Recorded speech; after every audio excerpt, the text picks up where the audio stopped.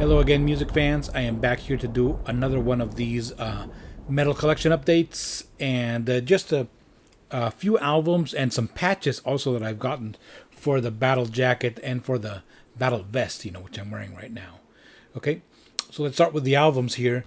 And first we have Doom Metal Masters Candlemass here with Sweet Evil Sun. All right.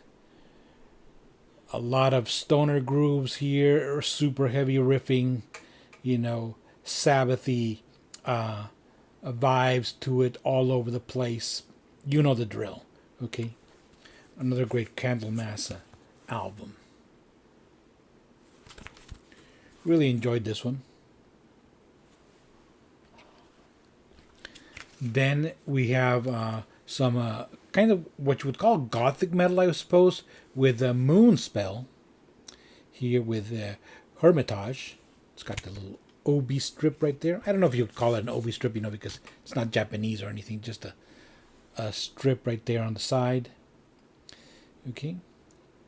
This is I believe one of their newer albums, okay, and as you know, I recently saw Moonspell live here. They came to my city.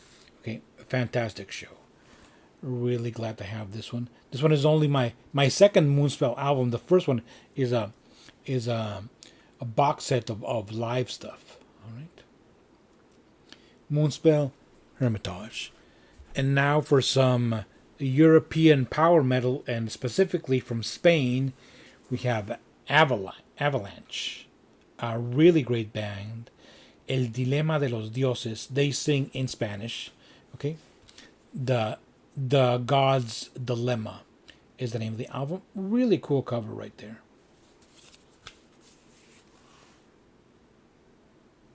All right.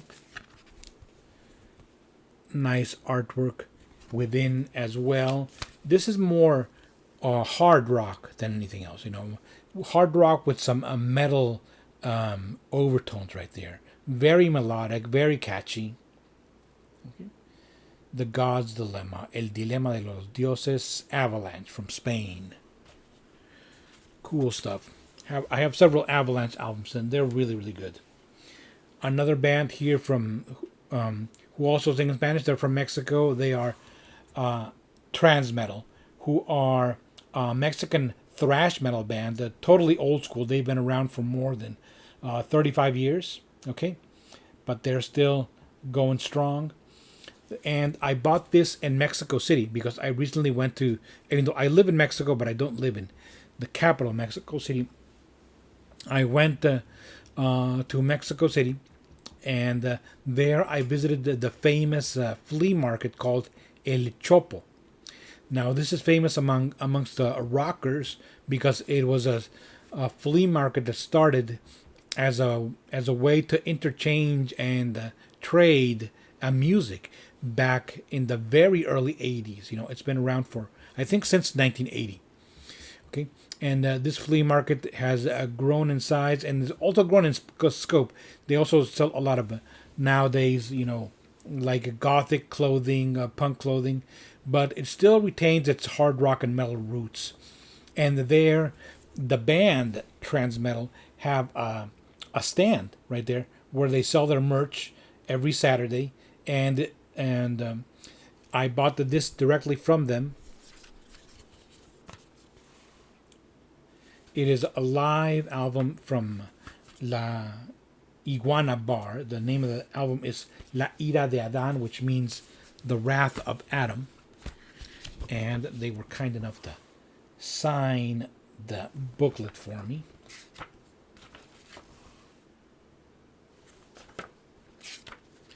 Was able to talk to the band. They were super cool. Right there. Transmetal. Okay. I have also seen these guys live many years ago. They came to my city, and I mentioned it to them, and they remembered. Okay. And now, directly from my city, we have Khafra here. Another, thrash metal legend, though they are more into the traditional heavy metal with some thrash overtones. Here, this album is called 35, meaning the number of years they've been around, and it has a live in the studio re-recordings of some of their classic hits. Okay, so we have here, it is let's see, 9, 10, 11 songs. Okay,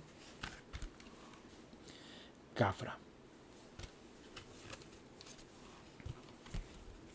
There is the band as it is now. Of course, they've had lineup changes over the years. The mainstay has been Pascual Mesa, the singer. Right there. Okay. A pharaoh undercover, because they have a bit of the Egyptian theme going on right there with the name Khafra, which I believe is derived from Kefren. Right. And now for some patches that I bought for the battle vest and the battle jacket. And of course, I only put patches on my vest and jacket of bands that I have seen live. You know, like Khafra themselves. Here, they're over here. Megadeth, Argentina's Rata Blanca, which I have over here, and I have a Kiss button right there. Also, Ángeles del Infierno from Spain, Judas Priest, etc. Okay, but I was missing some, which I have seen live, starting with Scorpions. Very cool. These I also bought right there in the flea market of El Chopo. Okay. Rat. That I saw when they were doing I believe the 30th anniversary tour for Out of the Cellar. Quiet Riot, whom I've seen twice.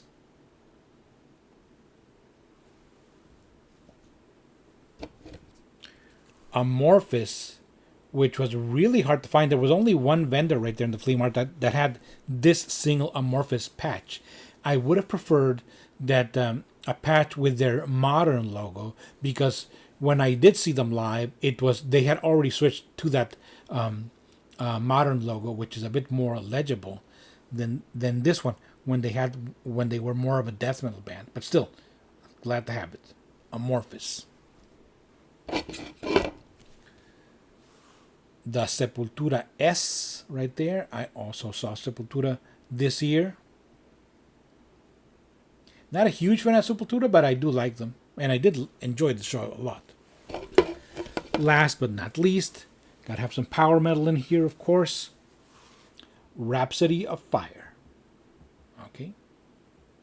It's very important that it says of Fire right there, because there is the other Rhapsody, which is just Rhapsody, then there's Rhapsody of Fire. Okay. So Rhapsody of Fire. And of course, the singer for Rhapsody of Fire, when I saw this band, and also when I saw Angra, because they have right now that singer, okay, which means I also need an Angra patch. All right, so that's still on my want list. Another patch that I got, which I have already put on the battle jacket, is this one.